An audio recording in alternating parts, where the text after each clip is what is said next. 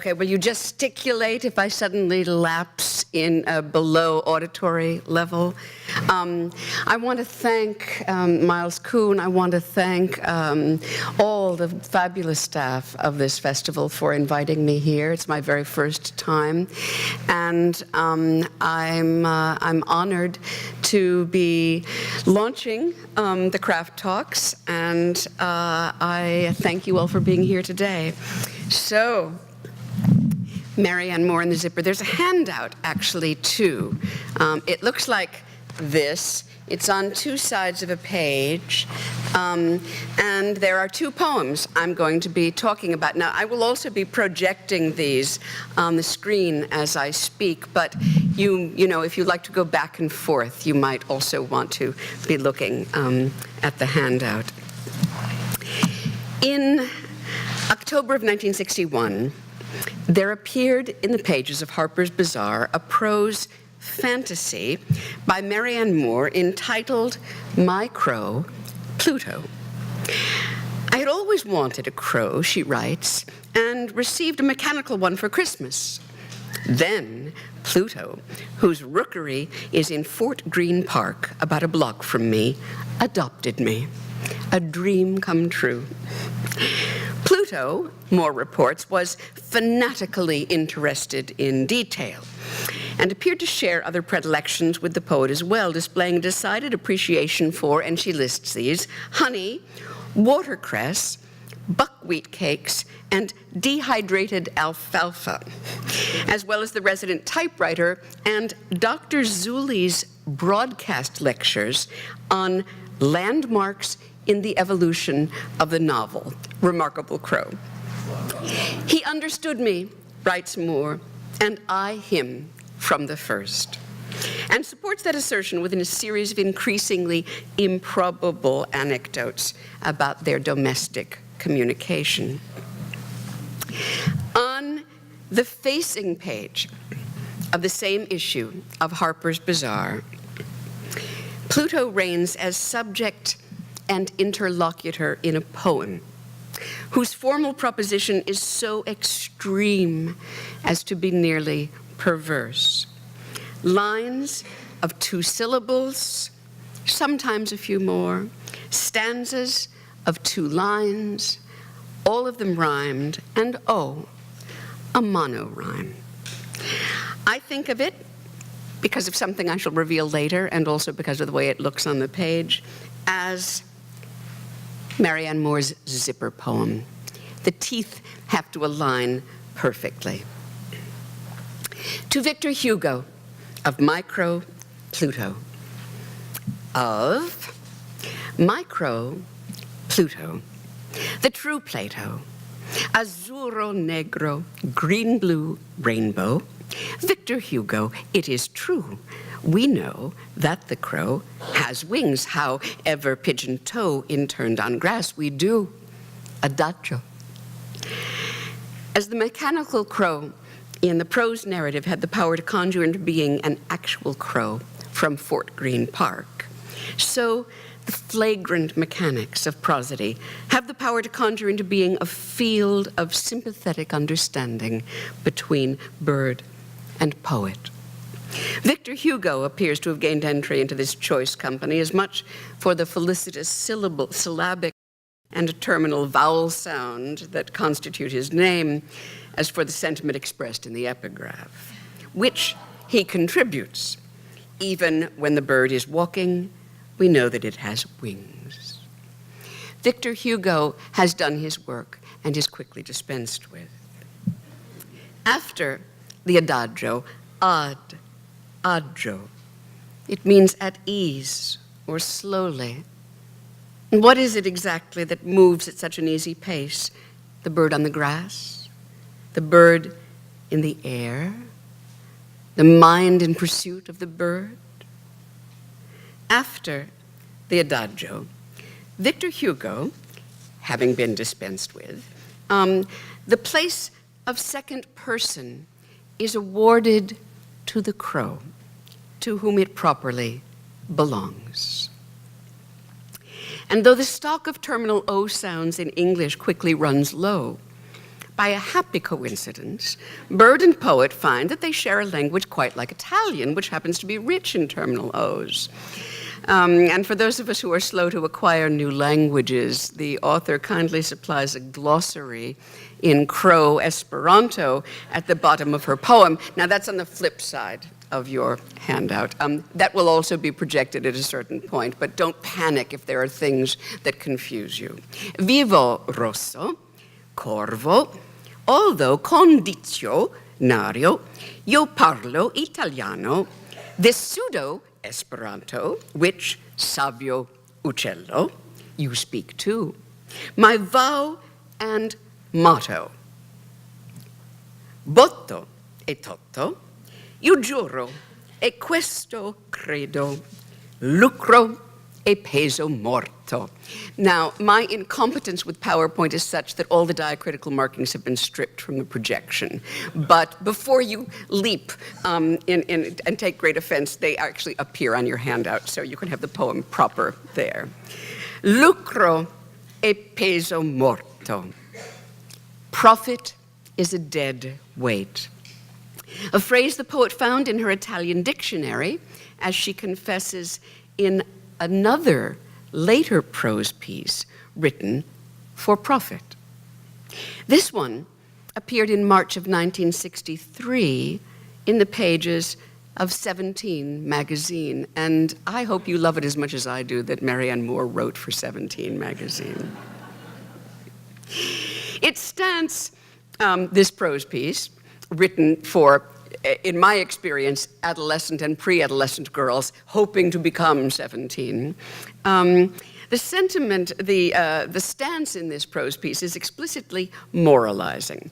And Moore writes there, greed seems to me the vice of our century. A sentiment I keep hoping will help me understand the pivot point of the poem she published 2 years earlier.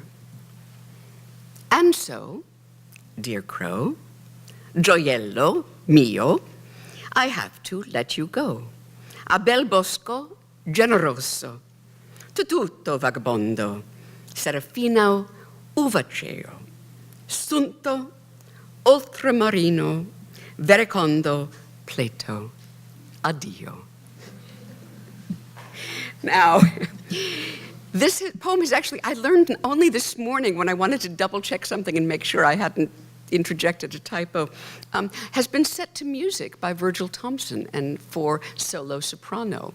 And so it's also in the repertoire of American classical music. In addition to the poem and the prose narrative, My Crow, Pluto, both of which appeared in Harper's Bazaar, the author supplied what she called impromptu equivalents for Esperanto Madanusa, which is made in USA, for those who might not resent them. And then just to hear the delight of it, azzurro negro, blue-black, vivoroso, lively, condizionario, with dictionary, savio uccello, knowing bird, io giuro, I swear, e questo credo, is this credo, lucro e peso morto, profit is a dead weight. Gioiello mio, my jewel, a bel bosco, to lovely woods, to tutto vagabondo, complete gypsy, serafino uvaceo, grape black seraph, sunto, in short, verecondo, modest. And I think the words are so delicious in her glossary that they seem to be quite part of the proper part of the poem as well. And so, writes the poet, I let you go. Now, from what logical maneuver exactly does this resolution proceed? One might imagine that a thinking person would need no more than Victor Hugo to show her where to go. Even when the bird is walking, we know that it has wings. Those wings alone, their aptitude for flight, their sheer stored potential, and our knowing it, ought to provide the adequate principle. Don't trap a winged thing on the ground or in your apartment in Brooklyn, no matter how much joy it gives you. But that would not require a poem. Moore was meticulous in her insistence that a poem must earn its way, that it constitute invention in the rigorous double Renaissance sense of the word, invention as making or devising, as in the modern sense, and also, and here's the Renaissance sense, invention as a seeking out of that which pre-exists or exceeds the power of the will. The poem must be a marriage, in other words, of contrivance and surrender. And all of us who write poems know exactly that. Now, what is it that to Victor Hugo of My Crow, Pluto contrives and comes upon that its epigraph alone does not provide? Lucro e peso morto, profit and its corollary, greed. The profit is that heady flight of virtuosity in which Pluto, the blue-black powers of darkness, and Plato, philosopher of forms, are conscripted for service to the poet's fantasy of unimpeded apprehension. He understood me, and I him, from the first, which is to say, he was my crow, my piece of wildness. Apprehension of this masterful sort is proprietary and thus is a form of greed. The human envies the bird his wings, but we should exemplify what we require of others, writes Moore in that prose piece, Pluto, and having badgered a neighbor into returning a raccoon to the woods where he got it, I asked one day, Pluto, where were you born? He said what sounded like, correct account. Connecticut? The poet ventures. And receiving what she takes to be an affirmative reply, releases her crow in the Connecticut woods. She actually describes taking the train with her crow to release him. The letting go, in other words, cannot happen preemptively. Victor Hugo supplies the principle, but not the passage through, the lively, vivoroso graspingness. To be sure, the wild display of pseudo-Esperanto put through its paces on the high wire of Demeter couplets inoculates the poem quite well against mere earnestness. But play can be greedy too. The poem becomes an exquisite device for having it and giving it up for profit also, which is to say, for the mantle of virtue. The poem tells us, I would argue, something about what thinking is meant to feel like in a poem by Marianne Moore. Moore once said of Wallace Stevens that his repercussive harmonics prove mathematically. His repercussive harmonics prove mathematically. Correct account, says Pluto the Crow. And the working out of prosodic proposition, however preposterous, like the working out of an ethical problem, has for Moore a step-by-step pragmatism and the stunning imaginative leaps of math.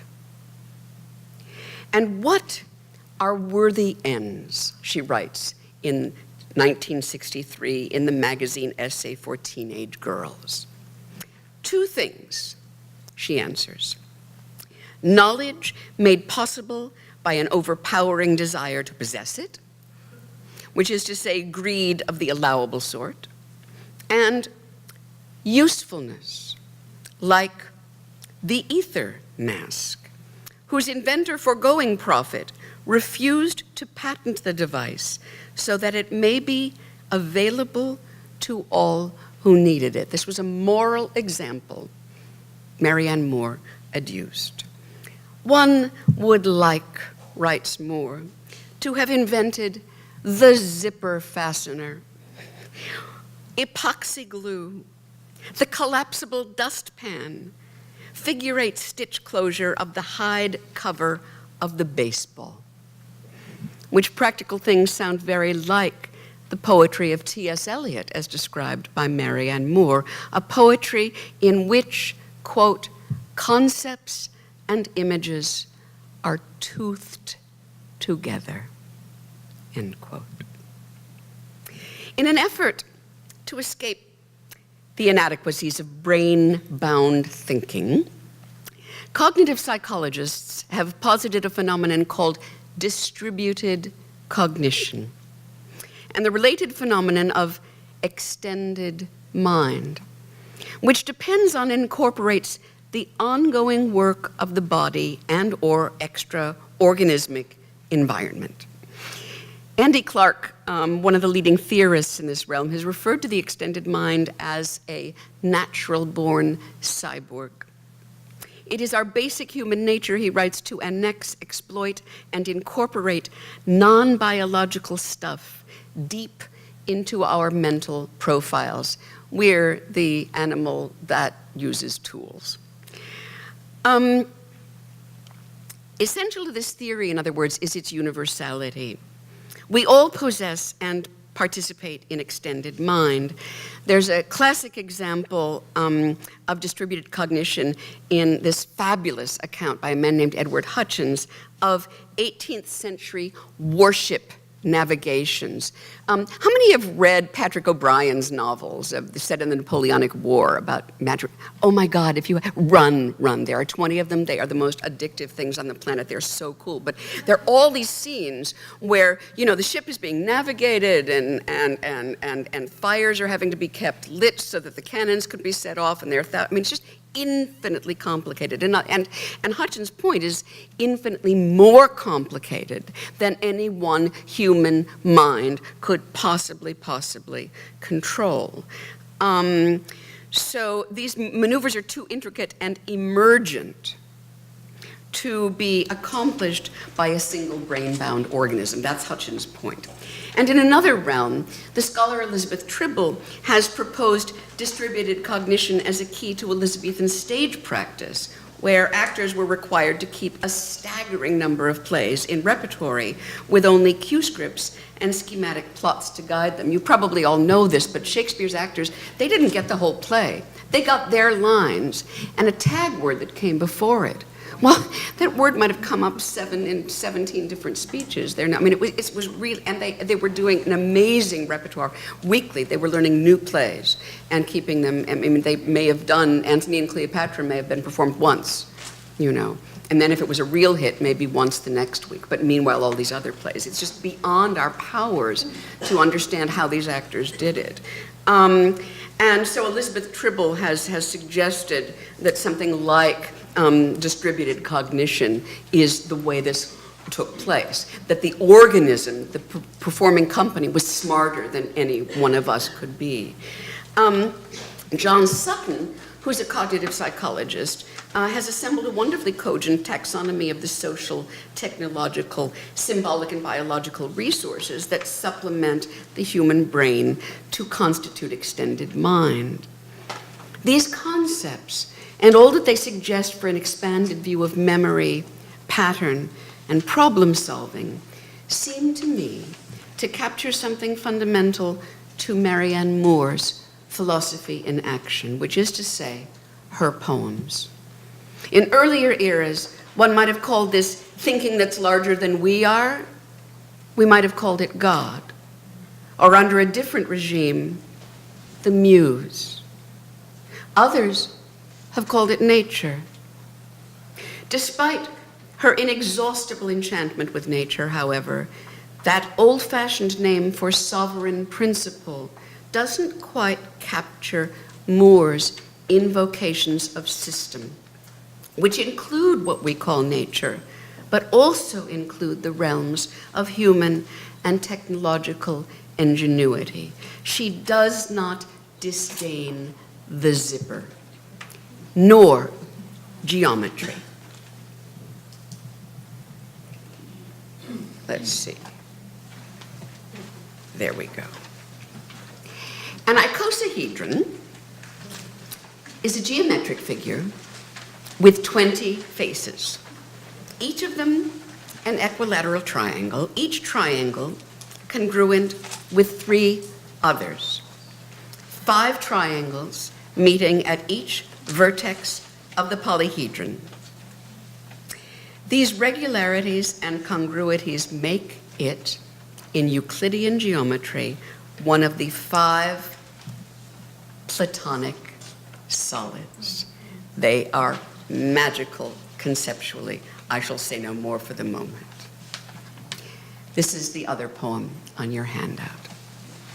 The icososphere. In Buckinghamshire hedgerows, the birds nesting in the merged green density weave little bits of string and moths and feathers and thistledown in parabolic concentric curves. And working for concavity leaves spherical feats of rare efficiency, whereas, through lack of imagination, of integration, avid for someone's fortune, 3 were slain and 10 committed perjury, 6 died, 2 killed themselves, and 2 paid fines for risks they'd run.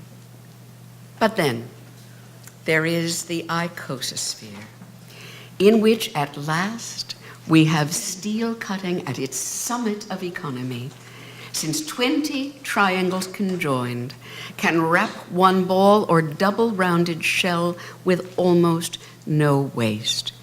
As geometrically neat, so geometrically neat, it's an icosahedron.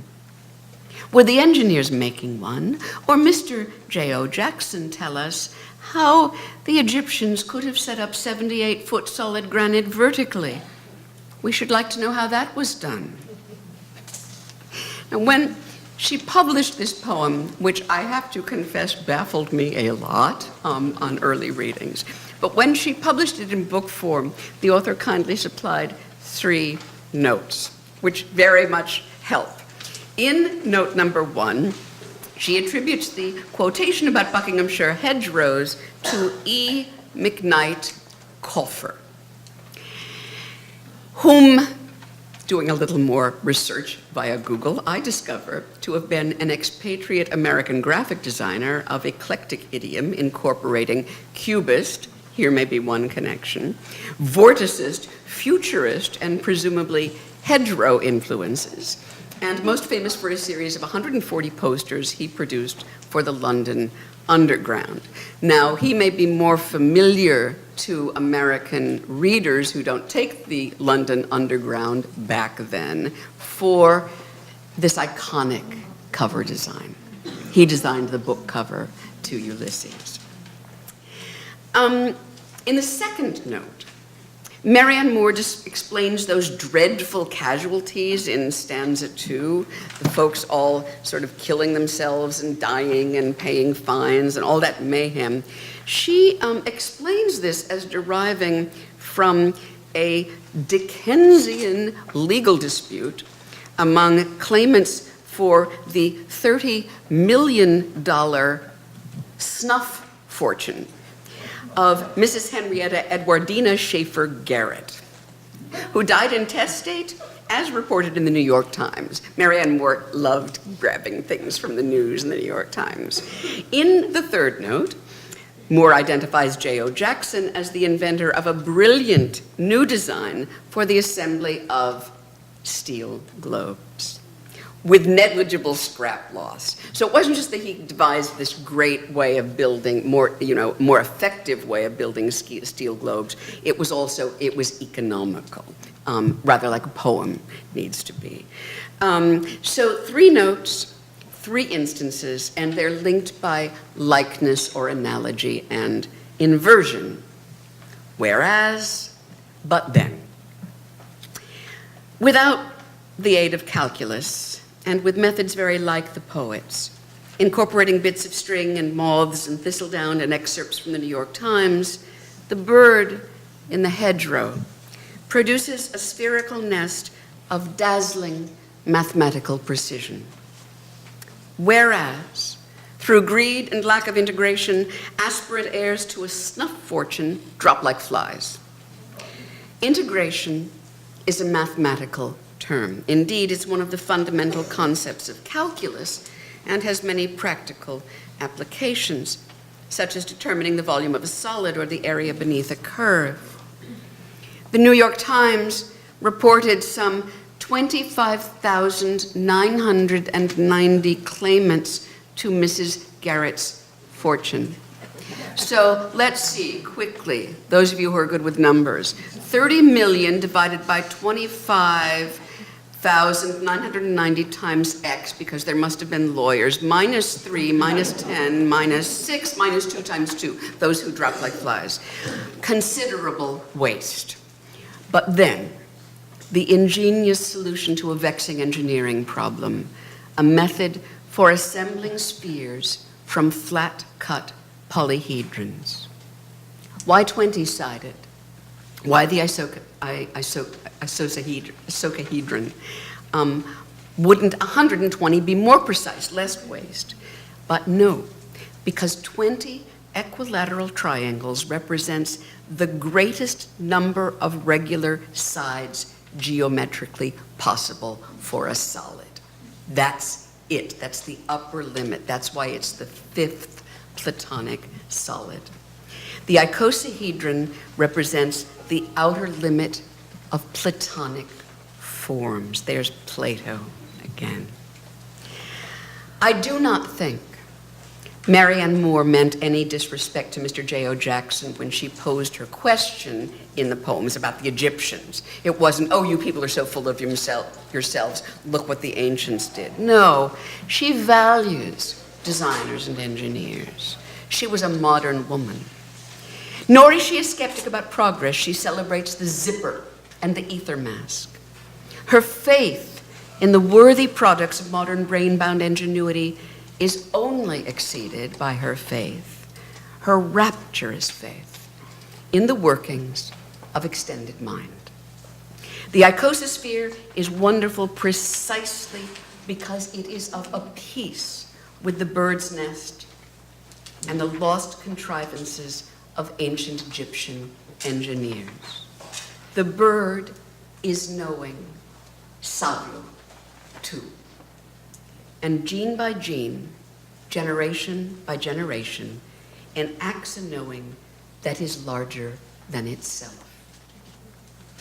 We may have said too often and too lightly that poems can think, but every poet has had the experience of fretting over syntax or syllable count or echoing vowel sounds while something more ineffable, some working out of affect or ethics or analogy, appears to proceed on its own.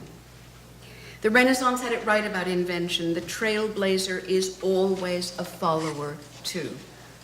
When mathematicians discover the solution to a complex problem, they understand their work is not adding something new to the fabric of the universe, but rather it is revealing something that has a priori status. The materiality of language incites the poet to discovery because it also holds her to account. And this despite the fact, or in addition to the fact, that language is itself a perpetually evolving form of scaffolding. Form is the poet's prosthetic thinking machine. A puzzle, as Moore once wrote about the music of Stravinsky, in the perfection of hoarded intentionalness. A puzzle in the perfection of hoarded intentionalness. The boundaries between self and world are vanishingly thin, and poems can be smarter than we are. Thank you.